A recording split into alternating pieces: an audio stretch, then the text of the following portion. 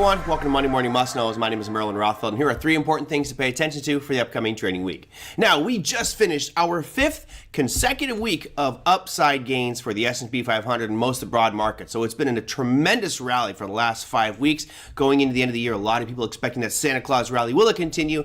Can't tell you if that's going to continue. I can tell you that there is quite a bit of data coming out this week. And of course, as usual, we will start things off with the earnings calendar. And I know it gets very light. We went from like 1,600 companies reporting earnings. This week, we only have 144 companies reporting earnings. Let's start off not on Monday because there's nothing happening on a Monday. We will start things off on Tuesday. You have AutoZone, NEO, and Toll Brothers. Now, typically, I don't put home builders in here. However, home builders have been doing absolutely amazing over the past couple of months. Now, you would think because of the rising rate environment that they might get beaten up a little bit. No, quite the contrary. Toll Brothers this week set an all-time high. Will that continue? Well, the earnings announcement will have something to do with that. We'll see how it goes on our Tuesday earnings call for Toll Brothers. On Wednesday, we have more. We got Viva Systems. You've got CPP. That's Campbell Soup.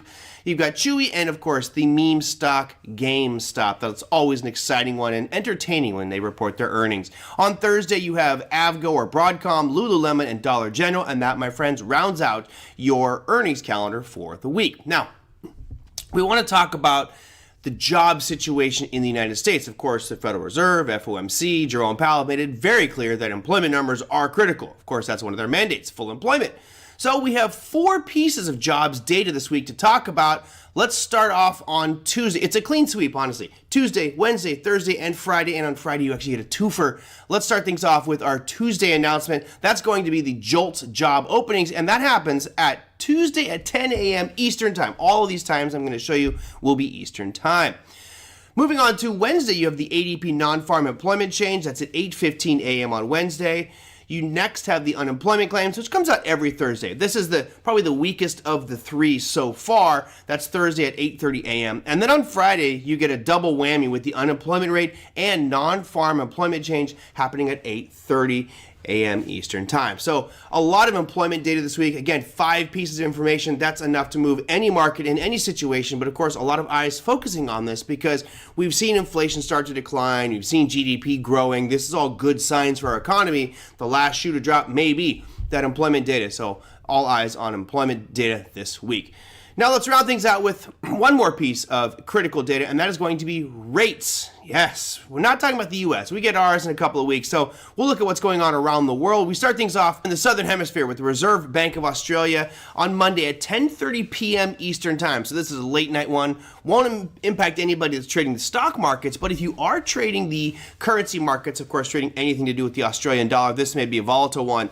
Right now, they are expected to stay at 4.35%. Now, remember, they raised the previous month. This may not seem that significant, but remember, for 5 meetings in a row, they held steady, and all of a sudden, they raised again. So most central banks right now are kind of on pause mode. Well, Australia raised at the previous meeting. Expectations are right now they're going to hold and pause again, but you never know. They may be full of surprises, as central bankers tend to be. Our next announcement, well, that's going to go to our neighbors to the north. The Bank of Canada will be making an announcement on Wednesday at 10 a.m. Eastern Time.